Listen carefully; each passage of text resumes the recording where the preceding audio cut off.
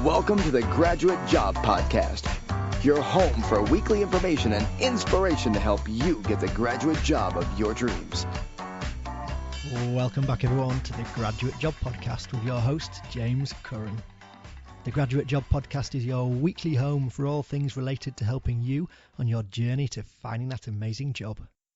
Each week I bring together the best minds in the industry, speaking to leading authors, entrepreneurs, coaches and bloggers who bring decades of experience into a bite-sized weekly 30-minute show. Put simply, this is the show I wish I had a decade ago when I graduated. I'm joined this week by Simon Reichwald, a true expert in the world of graduate recruitment. Simon is the director of the Bright Futures Society and Bright Futures Resourcing, and also on the Advisory Council for the Association of Graduate Recruiters. What Simon doesn't know about graduate recruitment isn't worth knowing. Today, we focus on his work at Bright Futures, who are the UK's largest career-focused society. We cover a fair few topics, from who Bright Futures are and why you should get involved, why you need to differentiate yourself in your job search and how you can go about doing it, through to why now is the best time in the last 7 years to be looking for a job. No matter where you are currently in your job search, this is an episode you won't want to miss. As always, links to all we discuss and a full transcript available in the show notes at graduatejobpodcast.com/brightfutures. But let's not beat around the bush and crack straight on with episode 26. Excited today to welcome Simon Reichwald, Director at the Bright Futures Society. Morning, James. How are you? Very well, thank you. So, Simon, you come with over 20 years' experience working in graduate recruitment, and on your blog it describes how if you were a stick of rock and cut lengthways in half, the word running down the middle would be graduates. So would you like to introduce yourself to our listeners and tell us a little bit more about what it is that you do? Yeah, thank you, James. Yeah, I can't quite believe it's I've been doing this long. So essentially, ever since I've left university, I've been involved in helping companies recruit graduate talent and helping students land really great graduate jobs. And I've done that in a number of different organizations. And in the last 10 years, I've been doing it through Bright Futures. So it's been a really exciting time, and it's something I'm still really passionate about and really care about, because I think there are so many graduates coming out of university, and it's a really competitive job market. And I've always been really focused on how we can help more graduates get great jobs on leaving university. So, starting at the beginning, can you tell us a little bit more about what the Bright Futures Society is? Yeah, of course. So, the Bright Futures Society is essentially a network of student societies. It runs in over 50 universities across the UK. And in fact, funnily enough, we've got a couple in Australia as well. And maybe that's a story for another time. But essentially, as I say, and they are they're careers and skills societies, essentially. So like any normal student society, so just like the football club, the netball club, the economics society, it's a normal student society, but it's a Bright Futures Society, and its focus from a student perspective is to help students get the right graduate job for them as quickly as possible on leaving university. So that's essentially what the society aims to achieve. The society's been running since the late 1970s, so a long time. Not all by me, I wasn't that old then. So it used to be, it was set up by a group of students at Cambridge University back in 1976, and used to be called the Student Industrial Society, or SIS. But when I took the society, or the running of the network over about 7 or 8 years ago, and went to talk to all the student societies about SIS, one of the first things they said to us is we needed to change the name, because Student Industrial Society is just not really very catchy when you're standing there on a freshers' fair.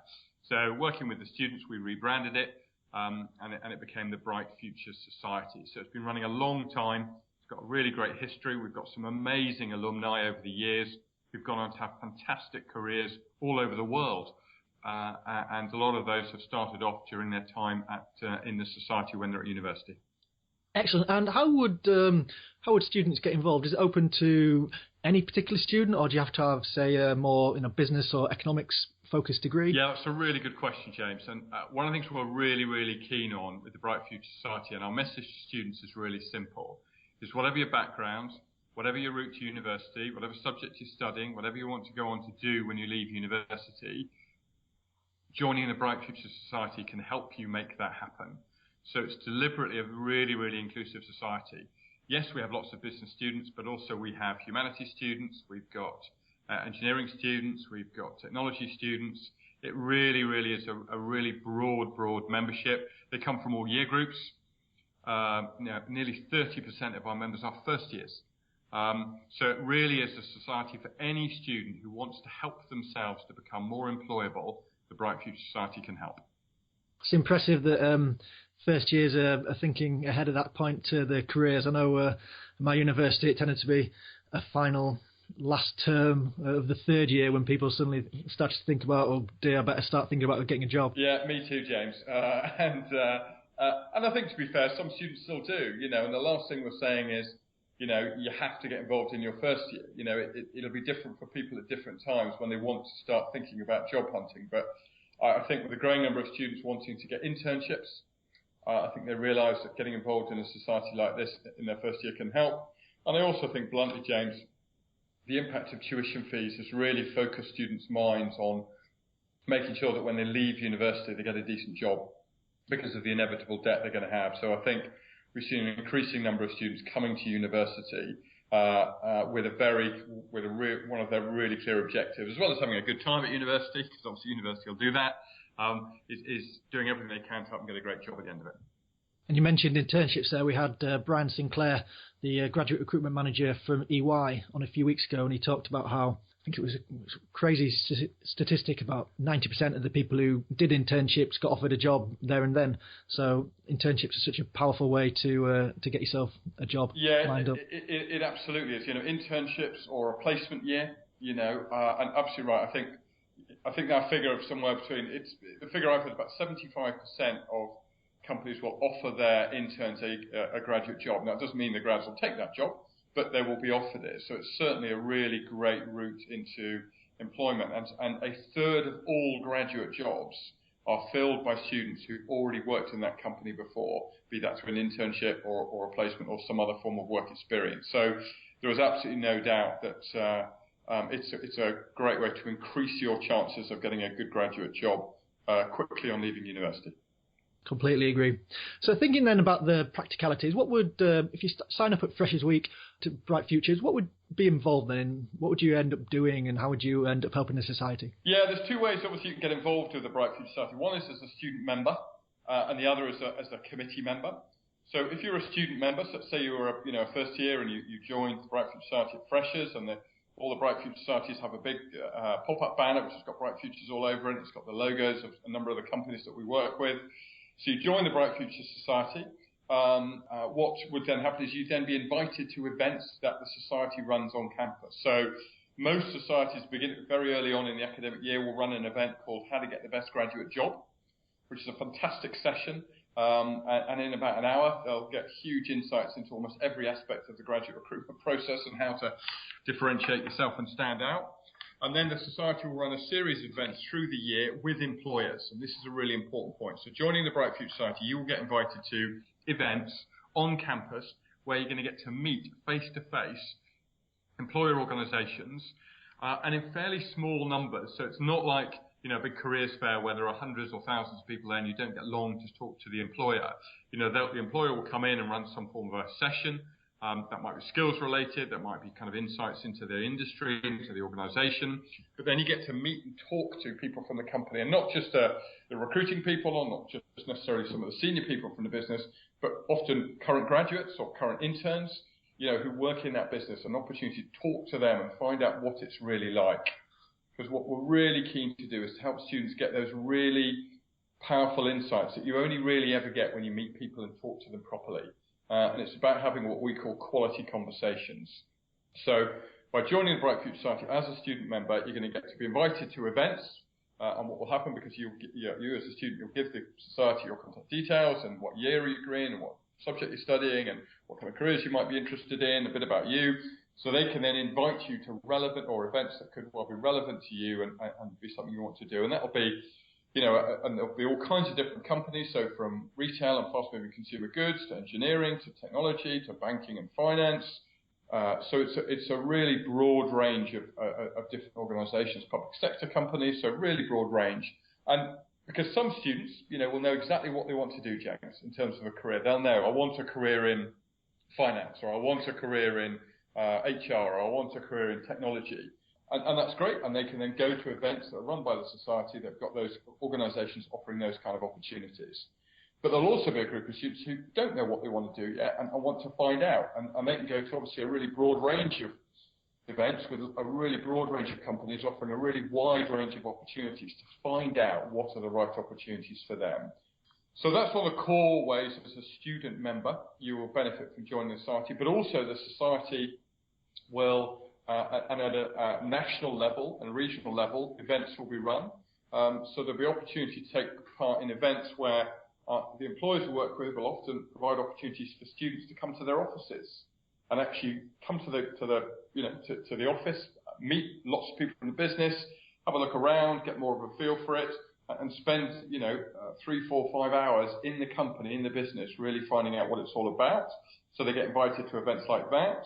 We run webinars, which are live online events where students can log on and hear from employers directly and be able to ask questions of employers directly. So whatever university you're at across the UK, you can log into these webinars and hear directly from employers. And importantly, if it's live and interactive, you can ask them questions that they will obviously respond to.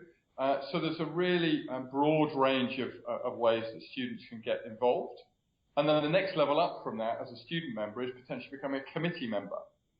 Now, our committees are the leaders of our society, so these are the people who run the Bright Future Societies in their university. It's their society, they run it.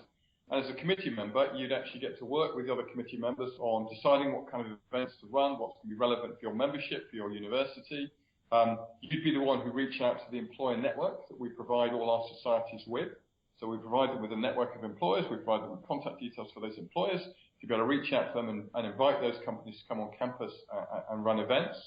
And all our committees are given lots of training from us and the national team. So we actually come on campus and deliver training sessions to the entire committee in each university to skill them up to run a really great society on campus, to share with them best practice, to give them ideas for what kind of events work well in other universities, and then provide them ongoing support throughout the year, regular phone calls, regular support throughout the year to help them run the best society they can and they want to, and to help each of our societies achieve their goals for their Bright Future Society at their university. So there's lots and lots of support, and I'd argue a really unique level of support that is provided to the Bright Future Societies, as well as lots of the career services in universities that we work with actively support and collaborate with the Bright Future Society. So career services might promote Bright Future Society events, they might run events together. There's lots of things that they do to collaborate and work together to help the society have more impact and help more students across the university. So there's lots and lots of stuff going on by being part of the Bright Future Society.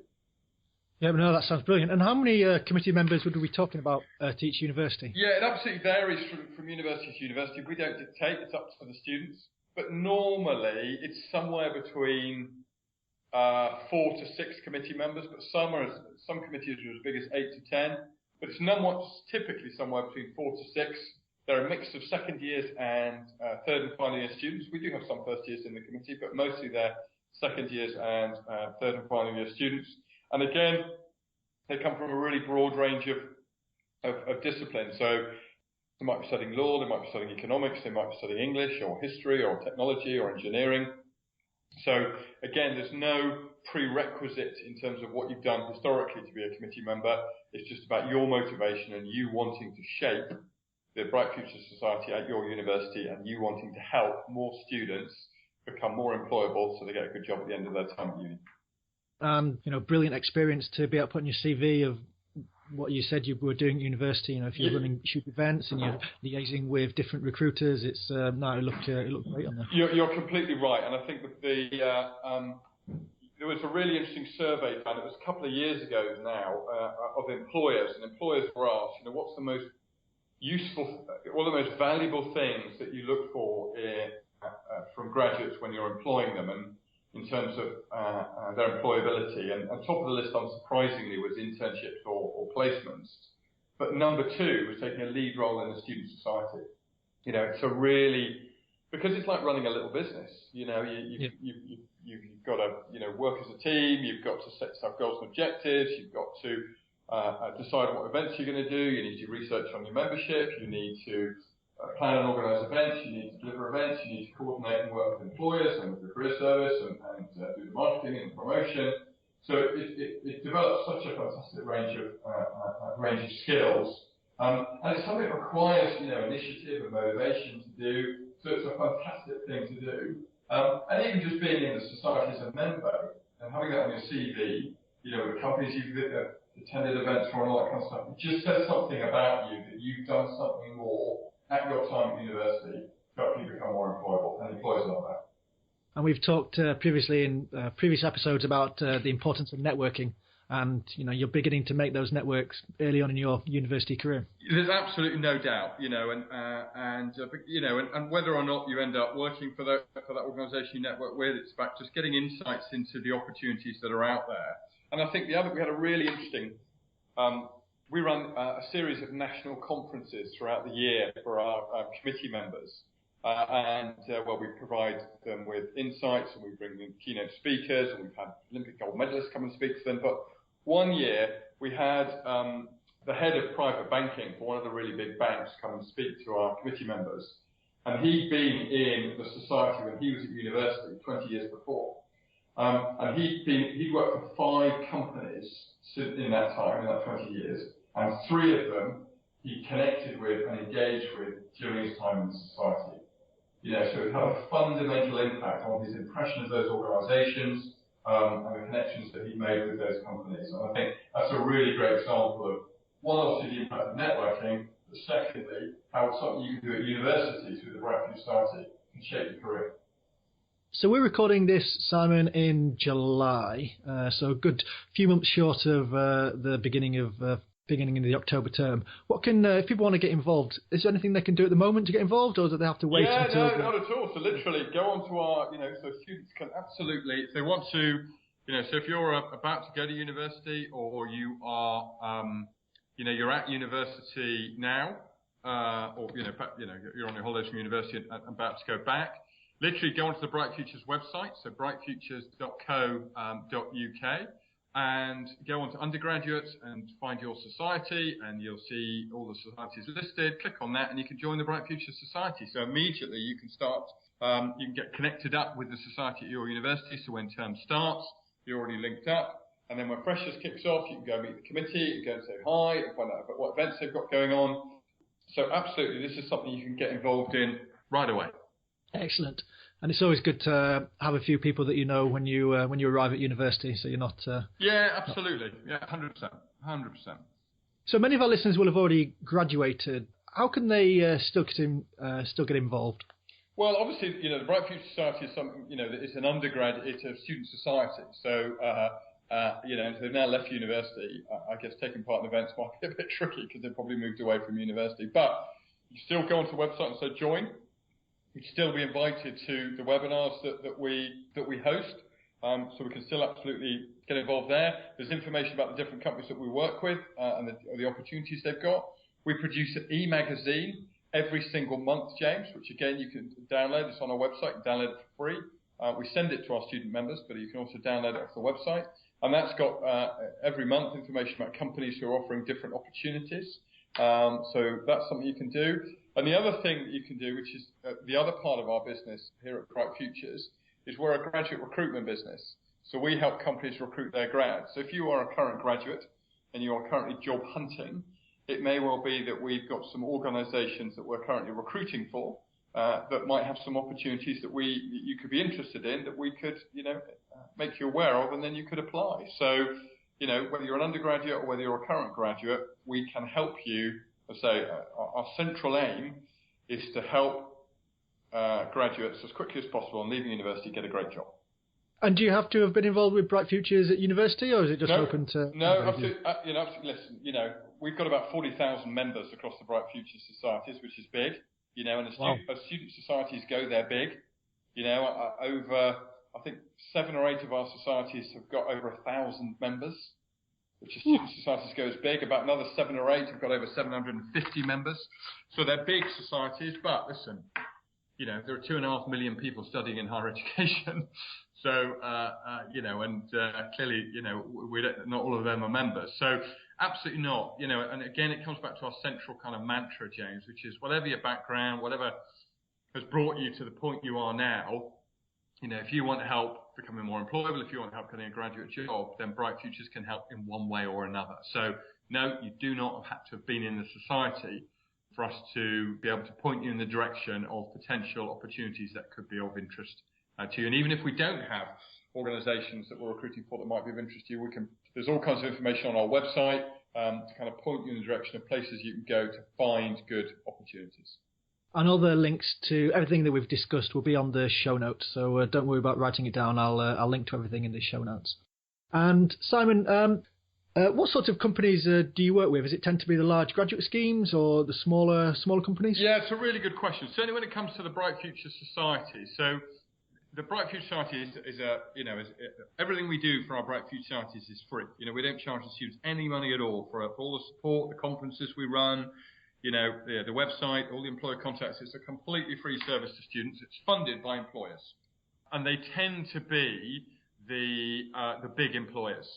And again, if you go onto our website and look at undergraduates and who we work with, you'll see the kind of range of companies. And they're big players that we work with, as I say, across retail and technology and telecoms and public sector, professional services, accounting, utilities. It's a really, really broad range of companies that we consulting that we work with, and those are companies who want to engage at a national level with lots of our societies. So those would be some of the companies that students would get to engage with. But lots of our Bright Future Societies also reach out to small to medium-sized companies that might be based locally to them and invite them to come on campus and engage with the students. So it's not just about the big companies, though obviously that's where our funding as an organisation for our Bright Future Societies comes from.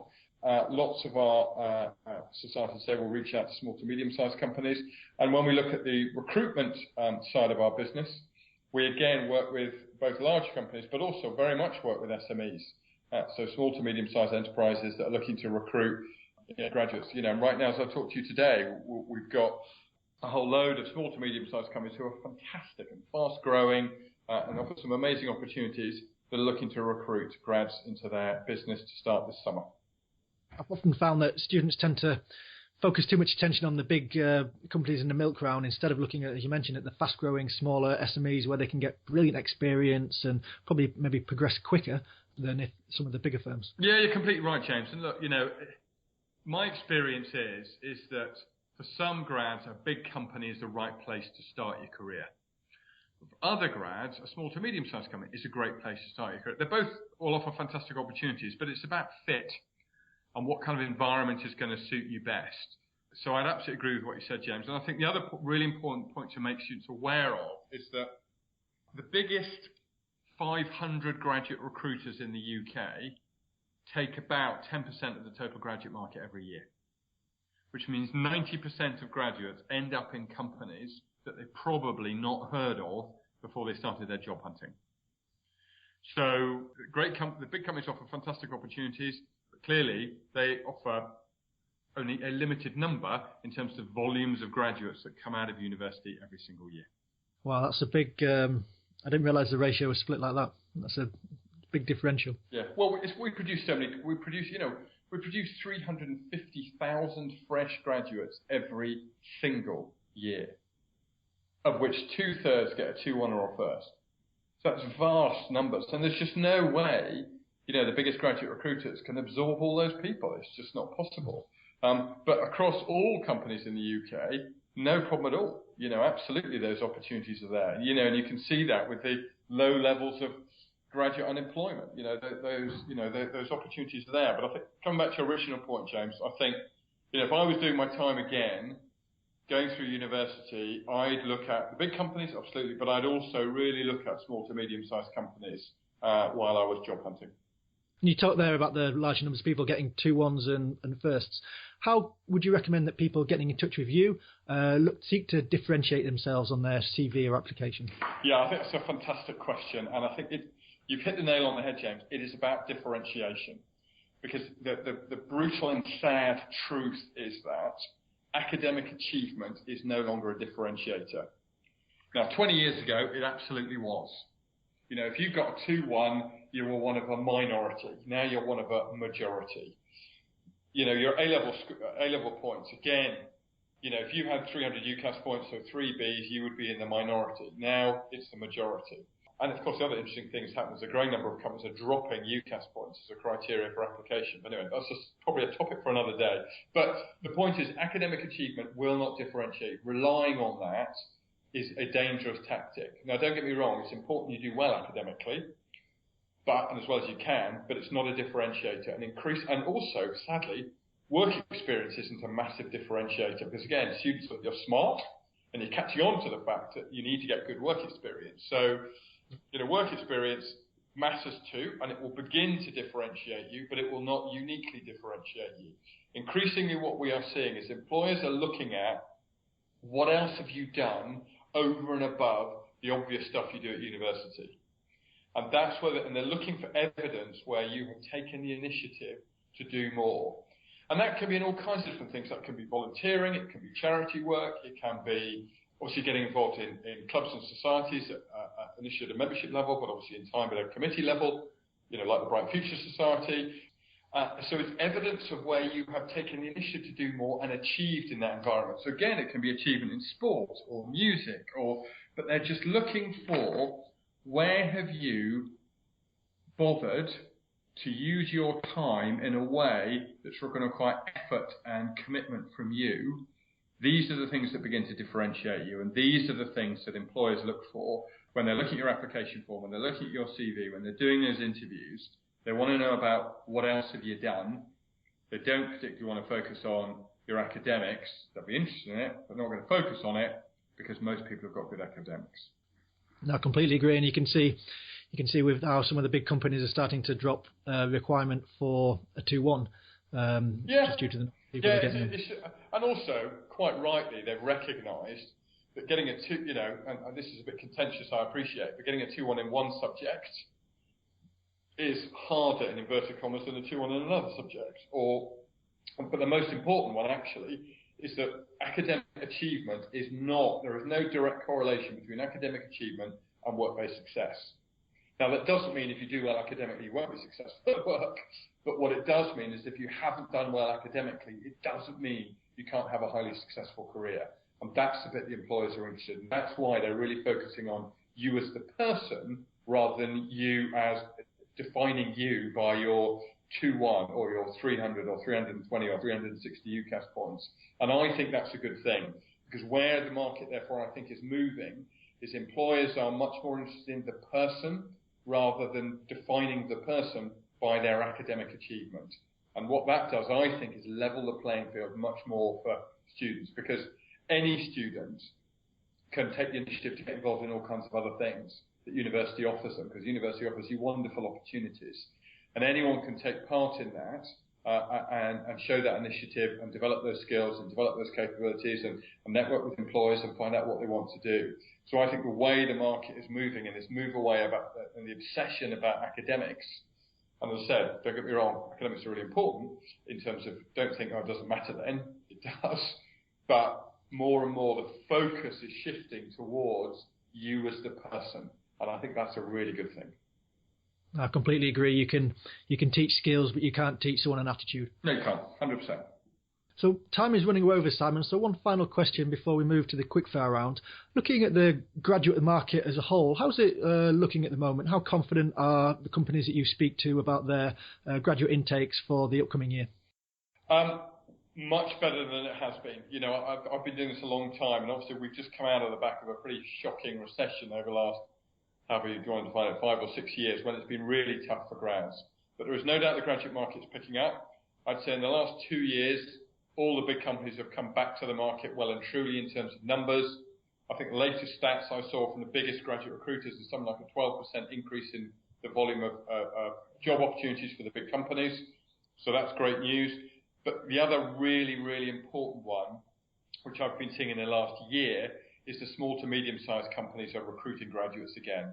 And coming back to a point I made earlier, that's where most grads end up, then I think that's really great news. So actually, if you come out of university this year, I think, it's the best time to come out of university in the last 6 or 7 years, I would argue. And it will continue, I think, certainly over the next couple of years to get stronger and stronger. So I think coming out of university now, as a grad, the job market hasn't looked as good for the last 6 or 7 years. So you're in a good place. That's a good positive place to finish the interview on then. So just before we finish, there's a couple of questions that I ask each guest. So Simon, which one book would you recommend that our listeners read? My favourite book is called The 7 Habits of Highly Effective People. It's written by a guy called Dr. Stephen Covey, Covey, and it's absolutely terrific. And it's my kind of Bible for success, not just in business, but in life. It's a good recommendation. I'd echo that one. And which internet resource do you recommend? I'd be missing a trick if I didn't say brightfutures.co.uk. You can join the society there. You can find out about different companies we recruit for. You can connect with us to help find out about events and activities we run. And you can connect with us with a view to your graduate job hunting. So brightfutures.co.uk. I'd be remiss if I didn't say that one. I'll let you have that one. And finally, what one tip would you recommend that listeners can implement today to help on their job search? It comes back to a point I made earlier. With 350,000 fresh graduates coming out of university every year, you need to differentiate yourself. So if we take, for example, your CV, the top bit of advice I would give you is make it easy for employers to see how you are different. So big chunks of text, not a good idea. Yes, text, but bullet points good. Maybe use of bold to lift stuff off the page. Because employers get lots of CVs and they tend to scan them initially. So make it easy for employers to see how you are different from the pile of CVs they've got on their desk. Brilliant advice, and definitely one worth implementing. Simon, thank you very much for your time today. What's the best way that people can get in touch with you and the work that you do? Well, obviously our website. So brightfutures.co.uk is probably the best way to connect with us. I also write a blog, and again, you can find that on our website. So there's just a mass of ways to connect with us and find out about us. You can find me on LinkedIn. I'm always happy to connect with people through that platform. So lots of different ways that people can connect with me. So follow my blog, connect with me on LinkedIn, check out our website. Simon, thank you very much for appearing on the Graduate Job Podcast. It's a pleasure. Thank you, James. I've enjoyed it. Thank you again to Simon Reichwald. He has so much expertise and knowledge of the graduate recruitment market. It's brilliant to hear his insights. As usual, following the rule of three things stood out for me today. The first is Simon's comment on the need for students to differentiate themselves. As he mentioned, a 2-1 or A-levels are sadly no longer differentiators. Having work experience is, again, no longer a differentiator. So you need to be thinking hard about what you can do to make your application stand out. How are you going to define yourself outside of the context of academic achievement? Something which is even more important if you don't have a 2-1. How are you going to demonstrate your initiative, enthusiasm, your get up and go? How can you demonstrate the competencies and values that your target companies are looking for? Now, this doesn't mean you need to be thinking about an expensive gap year in some far-flung location, fun as that might be. This could be you volunteering at a local charity shop or care home, starting a part-time business, running a club night, whatever it is. You'll have to think about these yourselves, as the perfect opportunity will differ depending on what it is that you want to achieve. But have a think about what will be right for you in terms of sprinkling some magic on your CV and making it stand out. Which leads nicely onto point 2 and to bright futures in university societies more generally. As Simon says, they are a brilliant way for you to get involved and to stand out. The opportunities at Bright Futures as a member, or even better, a committee member, sound amazing. If they have one at your university, sign up. If they don't, even better, get in touch with Simon and start one. That will look even more impressive on your CV. Even as a first year, it's never too early to begin making those connections. Start the conversations and see where they take you. And finally, ending on good news, if you've just graduated or are soon to graduate, remember, It's the best time in the last 6 or 7 years in terms of the job market. Get out there, be proactive, listen to the other 25 episodes of the Graduate Job Podcast and be confident. The perfect job is out there waiting for you.